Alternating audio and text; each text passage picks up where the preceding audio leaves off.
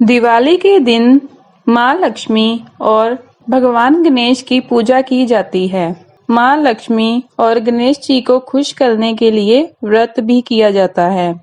चलिए दिवाली की व्रत कथा शुरू करते हैं। एक गांव में एक साहूकार रहता था।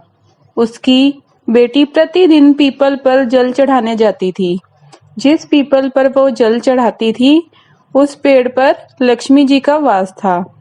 एक दिन लक्ष्मी जी ने साहूकार की बेटी से कहा, मैं तुम्हारी मित्र बनना चाहती हूँ।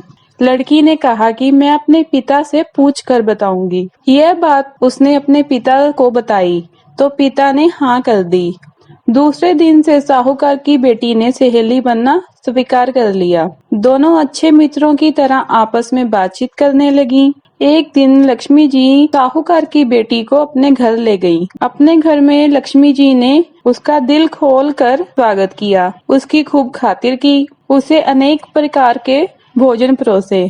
मेहमान नवाजी के बाद जब साहूकार की बेटी लौटने लगी तो लक्ष्मी जी ने प्रश्न किया कि अब तुम मुझे अपने घर कब बुलाओगी। साहूकार की बेटी ने लक्ष्मी जी को अपने घर बुला तो लिया, परंतु अपने घर की आर्थिक स्थिति देखकर वह उदास हो गई। उसे डर लग रहा था कि वह लक्ष्मी जी का अच्छे से स्वागत कर पाएगी या नहीं। साहूकार ने अपनी बेटी को उदास देखा तो वह समझ गया। उसने अपनी बेटी को समझाया कि तू फौरन मिट्टी से चौका बनाकर साफ सफाई कर, 4 बत्ती के मुंह वाला दिया जला और लक्ष्मी जी का नाम लेकर बैठ जा। उसी समय एक चील द्वारा किसी रानी का 9 लखा हार उसके पास आ गिरा। साहूकार की बेटी ने उस हार को बेचकर भोजन की तैयारी की। थोड़ी देर में श्री गणेश जी के साथ लक्ष्मी जी उसके घर आ गई। साहूकार की बेटी ने दोनों की खूब सेवा की। उसकी खातिर से लक्ष्मी जी और गणेश जी बहुत प्रसन्न हुए और